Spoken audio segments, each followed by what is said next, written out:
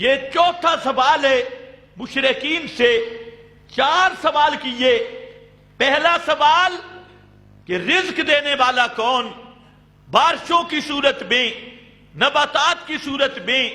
دوسرا سوال کہ انسانی اعضاء ہوں یا جانوروں کے اعضاء ہوں، سننے کی طاقت، دیکھنے کی طاقت ہو، تو ان اعضاء میں یہ قوت رکھنے والا کون؟ اور تیسرا سوال کہ زندہ سے مردہ، مردہ سے زندہ نکالنے والا کون؟ اور چوتھا سوال کہ اس کائنات کی تدبیریں کرنے والا کون؟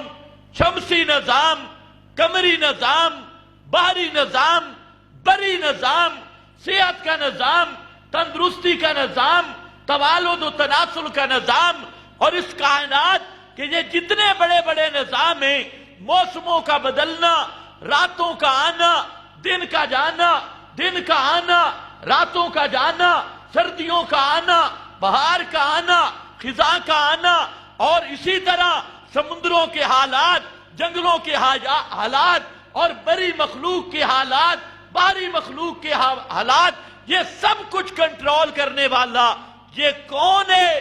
تو مکہ کے مشرک فرمایا جواب دیں گے فَسَيَقُولُونَ اللَّهُ،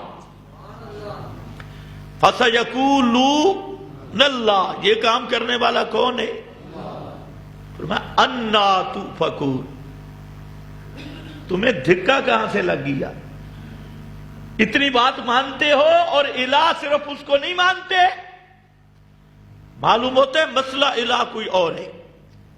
لوگ یہی سمجھتے ہیں کہ توحید یہی ہے، اللہ خالق ہے، اللہ مالک ہے، اللہ رازق، اور بڑے بڑے مولوی یہ سمجھے ہوئے کہ اگر یہ کہو گے نا اللہ کے سوا رب کوئی نہیں، اللہ کے سوا اللہ کوئی نہیں، اللہ کے سوا الہ کوئی نہیں، یہ تو نہیں کہتے لیکن عربی میں کہہ دیتی ہے، الہ کا مسئلہ نہیں سمجھاتے۔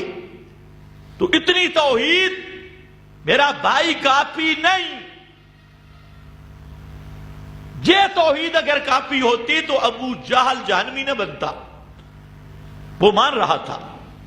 تو معلوم ہوتا ہے الہ کا مفہوم کچھ اور ہے، اور پیغمبر کی دعوت بھی ہے یوحا الی انما الہکم الہ واحد، میری طرف جو وحی آئی اس کا مسئلہ یہ ہے کہ اللہ کے سوا کوئی الہ نہیں، الہ ایک ہے۔ سبحان اللہ، انبیاء کئی ہیں لیکن الہ ایک ہے، اولیاء اللہ کئی ہیں لیکن الہ ایک ہے، بڑے بڑے بزرگ کئی ہیں لیکن الہ ایک ہے۔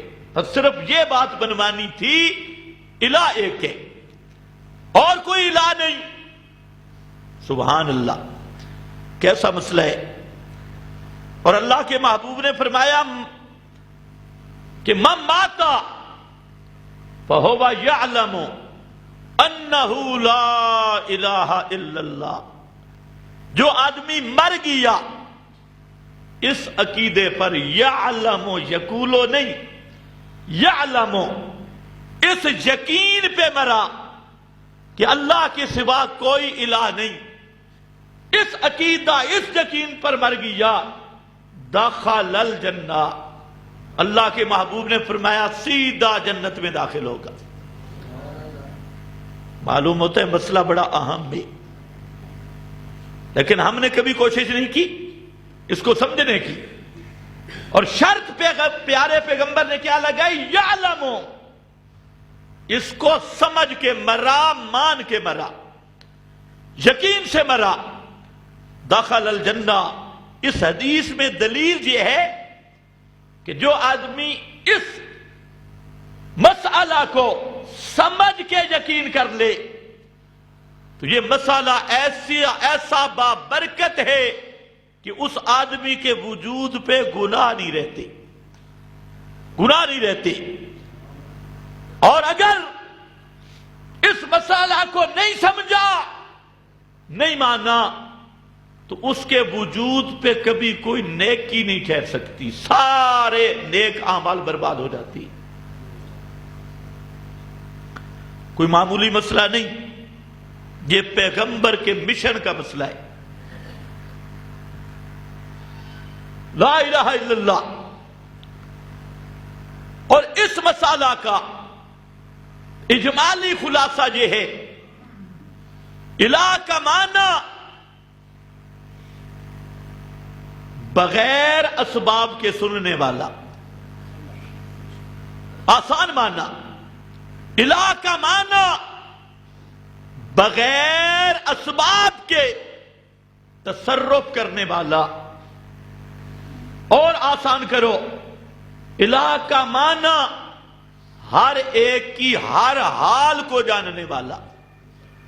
الہ کا معنی حاجتیں پوری کرنے والا، مشکلیں حل کرنے والا، داتا، غوث اعظم، فریاد کو پہنچنے والا اور دعا پکار کو سننے والا، دعاؤں پکاروں پہ پہنچنے والا. یہ ہے معنی الہ کا. اور یہ پیغمبر نے مسئلہ منوایا کہ اوے کائنات والو، میری طرف جو وحی آئی اس کا حاصل یہ ہے الہکم الہ واحد، کہ جاننے والا بھی اکیلا اللہ اور حاجتیں پوری کرنے والا بھی اکیلا اللہ، اور کوئی نہیں. اور یہ مسئلہ میرے پیغمبر نے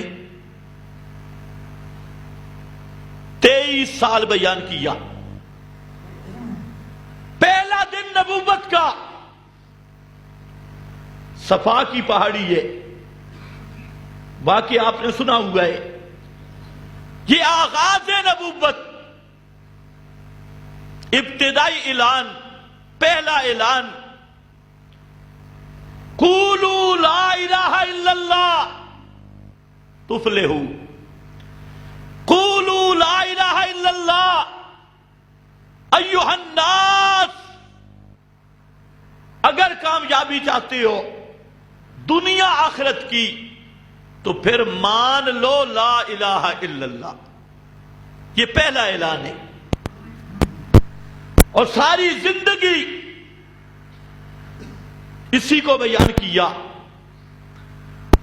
اور یاد رکھ لو، مکہ والے میرے نبی کے حسن کے قائل تھے، میرے نبی کی زلفوں کے حسن کے قائل تھے، پیغمبر کریم کے چہرے کے حسن کے قائل تھے، پیغمبر کی صورت کو بے مثال مانتے تھے، پیغمبر کریم کے کردار، آپ کی سیرت.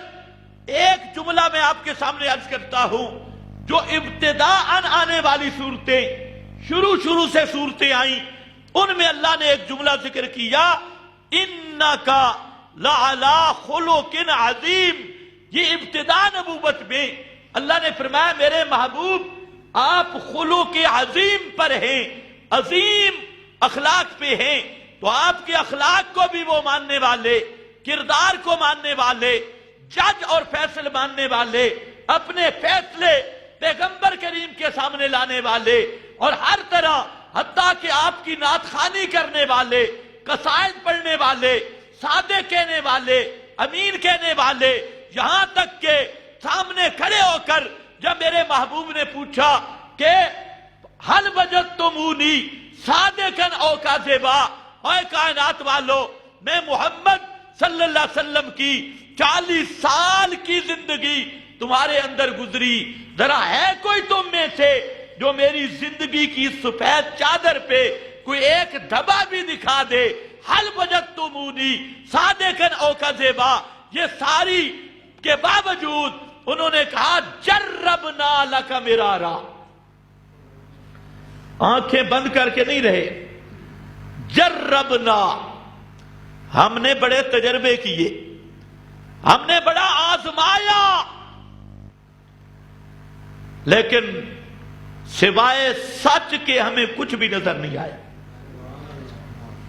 40 سال کی زندگی کوئی مولوی اعلان نہیں کر سکتا، کوئی پیر اعلان نہیں کر سکتا، دنیا کا کوئی آدمی اعلان نہیں کر سکتا. 40 سال جہاں پر گزارے بچپن کے دوست، لڑکپن کے دوست، تنہائی کے دوست اور تجارت کے دوست، یہ سارے موجود ہوں، اور ساتھ سفر کرنے والے، تجارت پہ جانے والے، بکریاں چرانے والے اور خلبتوں جلبتوں کے ساتھی، اور سب کو کہنا کہ حل وجدتمونی صادقاً او کذبا، میری زندگی 40 سال گزر گئے، کوئی ایک جھوٹ کسی نے دیکھا ہو، کوئی ایک دو نمبری دیکھی ہو تو بیان کرے، چیلنج کے ساتھ کہنا، اور پھر سب کا بیک زبان یہ کہنا جربنا لک مرارا، اے محمد مصطفیٰ ہم نے بڑے تجربے کیے، بڑا آپ کو آزمایا، لیکن آپ کی زندگی میں سوائے سچ کے ہم نے کچھ بھی نہیں دیکھا۔ 40 سال گزر گئے تو آپ کی صداقت کو ماننے والے، آپ کی امانت کو ماننے والے، آپ کو فیصل تسلیم کرنے والے،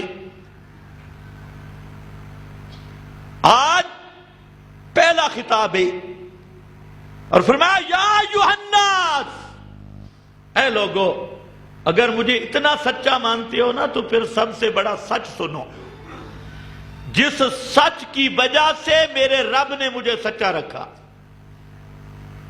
اللہ کرے تم سمجھ جاؤ، جس سچ کی وجہ سے اللہ نے مجھے سچا رکھا، میری زبان پہ اللہ نے جھوٹ آنے نہیں دیا، کردار میں ملاوٹ آنے نہیں دی، 40 سال تک میری حفاظت کی، عصمت کی چادر میں ڈھانپا، اور مقصد تھا تاکہ جب یہ سچ آئے تو لوگوں کو شک نہ آئے، اور وہ سچ یہی تھا جاء بالصدق وصدق بہ، والذی جاء بالصدق، سب سے بڑا سچ وہ یہی تھا ایھا الناس قولوا لا الہ الا اللہ تفلحوا، لوگو یہ بات مان لو کہ اللہ کے سوا الہ کوئی نہیں، کامیاب ہو جاؤ گے۔ کیا خیال ہے؟ یہ وہی لوگ ہیں جن کے 4 سوال ابھی میں نے ذکر کیے، وہ ماننے والے، کیا رد عمل ہوا؟ نعرے لگے۔ سب سے پہلا پتھر چچا نے اٹھایا، پہلا پتھر، اور وہ چچا خواجہ ابو لہب، مکے والوں کا تو خواجہ تھا، اس نے اٹھایا اور کہا الہٰذا جمعتنا، اس وجہ سے ہمارا وقت ضائع کیا،